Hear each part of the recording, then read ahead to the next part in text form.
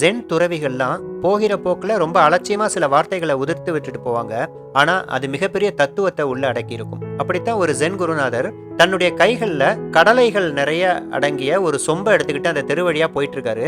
அந்த தெருவுல விளையாடிட்டு இருக்கிற ஒரு பையனுக்கு அந்த கடலைகள்ல கொஞ்சம் சாப்பிடணும்னு ஆசை. உடனே நேரா அந்த துறவி கிட்ட போயிட்டு, எனக்கு அந்த கடலைகள்ல கொஞ்சம் சாப்பிடணும்னு ஆசையா இருக்கு, ஒரு 4-5 கடலைகள் தர முடியுமான்னு கேட்க, இந்த ஜென் துறவியும் புன்முறுவலோட அந்த சிறுவனோட கைகள்ல கடலைகள் நிரம்பிய அந்த சொம்ப வச்சாரு. இந்த சிறுவன் அந்த சொம்புக்குள்ள கையை விட்டு கடலையை எடுக்கும் பொழுதுதான் அவனுக்கு கொஞ்சம் பேராசை வந்துருச்சு.